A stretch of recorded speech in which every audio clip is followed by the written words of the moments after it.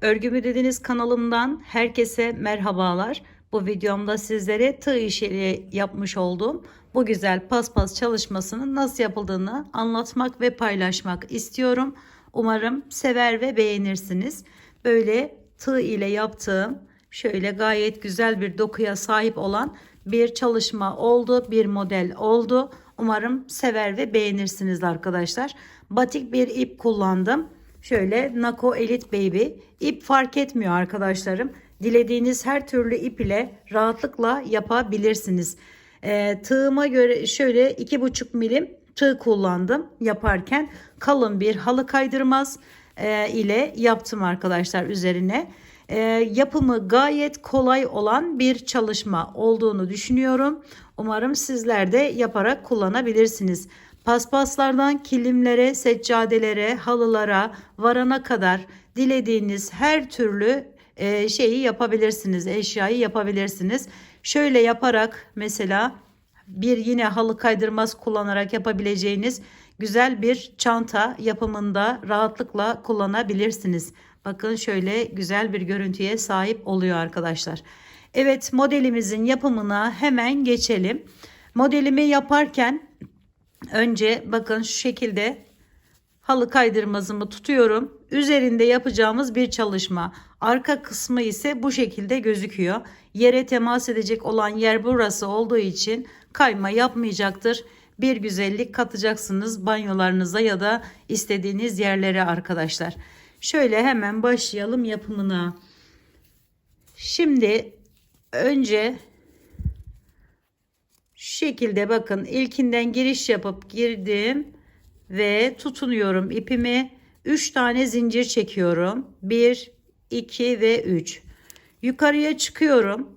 Burada 1, 2 tane şöyle yer atlayıp üçüncüden giriş yapıp diğer dördüncüden çıkartıyorum. Ve buraya bir tane sık iğne ile bağlıyorum. Sonra tekrar 3 tane zincir çekiyorum. 1, 2, 3. Ve aşağıdan yine bunu 1 2 atlayıp 3 ve 4'ten giriş yapıyorum yine şu şekilde ve devam ediyorum. 1 2 3 tane zincir çektim. Yine yukarıdan bakın şurayı saymıyoruz. 1 2 atlıyoruz ve buradan giriş yapıp diğerinden alıyorum. Şimdi önce burayı tamamlayacağız. Daha sonra ise üzerine bir işlem daha yapacağız.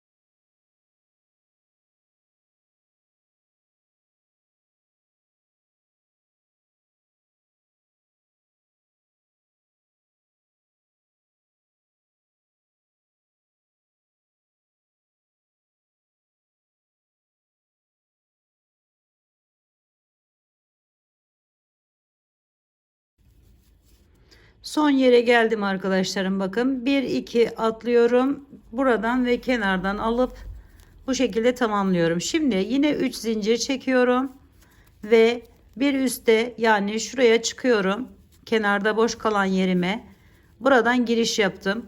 1 2 3 ve çeviriyorum kendime doğru şu şekilde ve aşağıya gelip bu arada atladığımız yerlerden giriş yaparak şimdi bu tarafa doğru devam edeceğiz.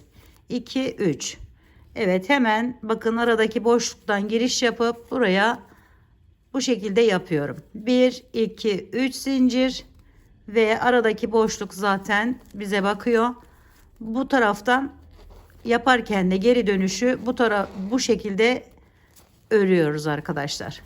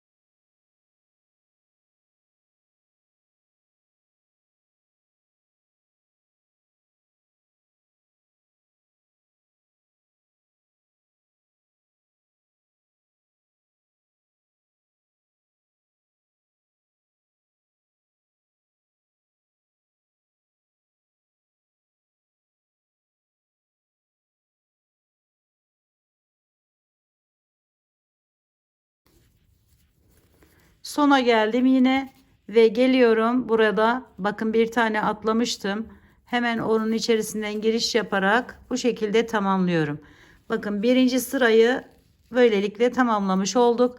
Yine 3 zincir çekiyoruz ve yukarıya çıkıp yine bakın bu yükseltiden hemen üstünden bu şekilde giriş yaparak alıyorum. Yine 3 zincir çekiyoruz ve aşağıya iniyoruz. Bu defa bakın şu birleşim yerinden, bakın tam bu, yani burayı atlayıp buradan alıyoruz. Yani aynı işlemi tekrarlamış oluyoruz. Altta yaptığımız işlemi biri üzerine gelecek, biri de yanına gelecek arkadaşlar. Bakın burada yine 1 2 atlayıp 3 ve 4'ten alınca bunun tam üzerine denk geliyor. Buradan bu şekilde buna dikkat ederek tamamlayacağız arkadaşlar. Şimdi ben yan tarafa geçip buradan alıyorum bu şekilde. Bu sıramızda bu şekilde devam ediyor. Bir sonraki sırada yine az önce yaptığımız gibi şöyle biraz da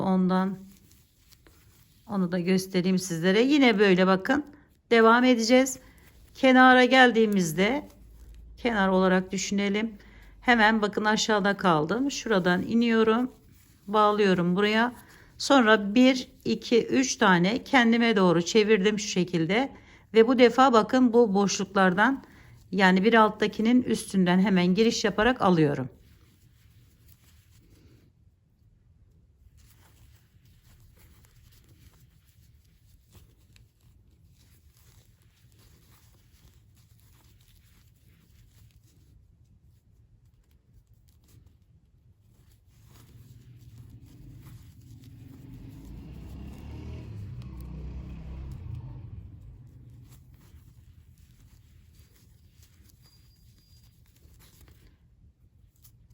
Buradan da aynı şekilde yaptıktan sonra bakın modelimiz tamamen ortaya çıkmış oluyor. Bakın şuradaki gibi bir görünüme sahip oluyor yaptıkça. Şimdi bir miktar da kenarından bahsedelim. 1 2 3 zincir çektim. Geri dönerek böyle ters sık iğne şeklinde yapıyorum. Bu kenarı üçer zincirle tamamladıktan sonra ters sık iğne yapar gibi hemen bu köşeye geldiğimizde bakın şu şekilde aldım. Şöyle birleştiriyorum. 5 tane zincir çekiyorum. 1 2 3 4 5 ve arkadan giriş yapıyorum. Arkaya şöyle buraya bağlıyorum. Sonra yine 5 tane zincir çekiyorum. 1 2 3 4 5 getiriyorum ön tarafa bağlıyorum. Burada herhangi bir sıra atlama yapmıyorum arkadaşlar. 2, 3, 4, 5. Şu şekilde arkaya çevirip bir önden bir arkadan bağlıyoruz. Şöyle 1, 2, 3, 4, 5. Hemen öne geldim. Öne bağlıyorum. 1, 2, 3, 4, 5 zincir ve arkaya gidip arkaya bağlıyoruz.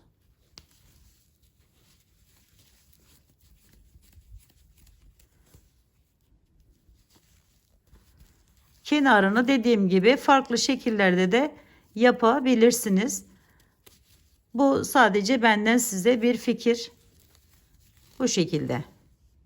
Bakın buradaki görüntüsü de böyle aynı burada yaptığımız gibi yapınca böyle hepsi tamamlanınca bu şekilde bir görünüme sahip oluyor arkadaşlarım.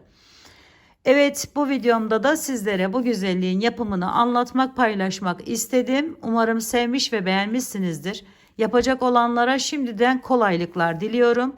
Bir dahaki videomda görüşmek üzere. Hoşça kalın, sağlıkla kalın. Allah'a emanet olun arkadaşlar.